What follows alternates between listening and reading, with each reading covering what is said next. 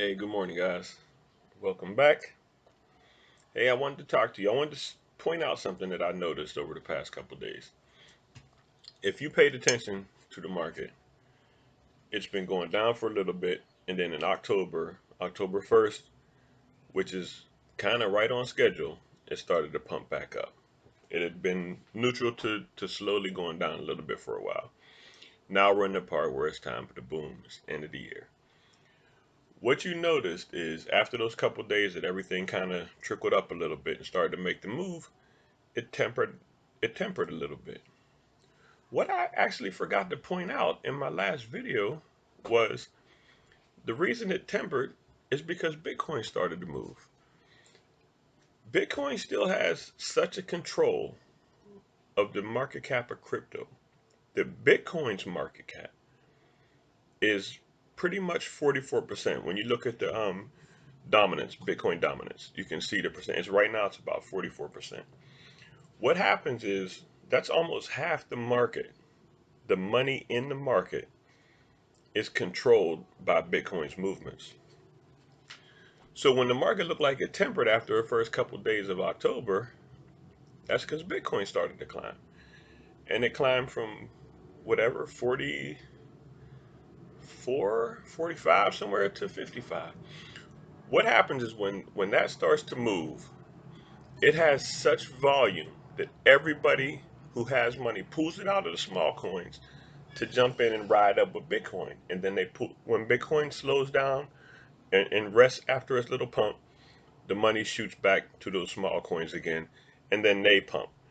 What's cool about it is the reason Bitcoin pumps, like for Bitcoin to put, okay, Bitcoin has a $1 trillion market cap, 1 trillion with a T. When $1 billion goes into Bitcoin, it moves it one thousandth of a percent. But when $1 billion comes out of Bitcoin and drops down to a coin with only a $100 million market cap, that 10x is that coin. So you're talking about from a 0.001% move in Bitcoin, the same amount of money that can move Bitcoin that much can move the smaller coins 10 times. That's why the money in the altcoins moves so much faster. It just raises like crazy. Now, Bitcoin, I kind of liken it to Granddad. Granddad's old. They've been around for a long time. They're trustworthy. They're stable. They know what they're going to do. They don't do it as fast as everybody else, but they get it done. They always have. Think of your granddad. Think your granddad probably worked his whole life for 60 years and made $16,000 a year, and he did fine.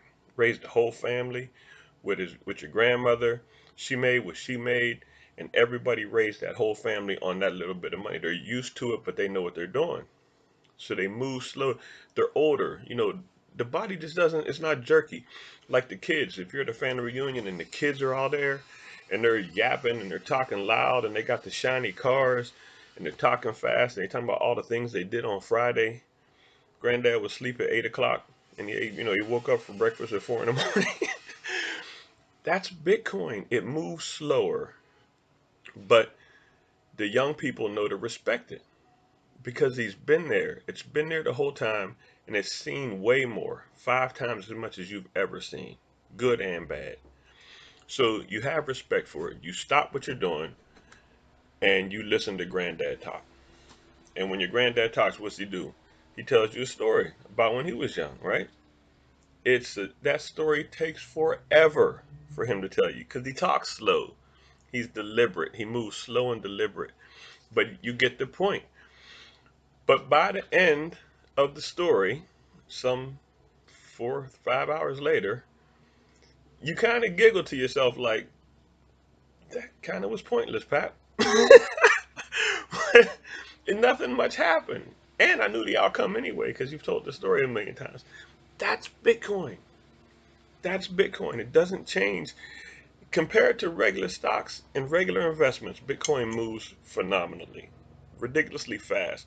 But to crypto people, it's the most unexciting coin out here because we want everything to go 10x, 100x. It's hard to get that kind of action out of Bitcoin nowadays. So to us, it's stable as hell. But to people not in crypto, it's volatile as hell. So it's just a mindset. That's all. I like that. I like the analogy of Bitcoin being the granddaddy.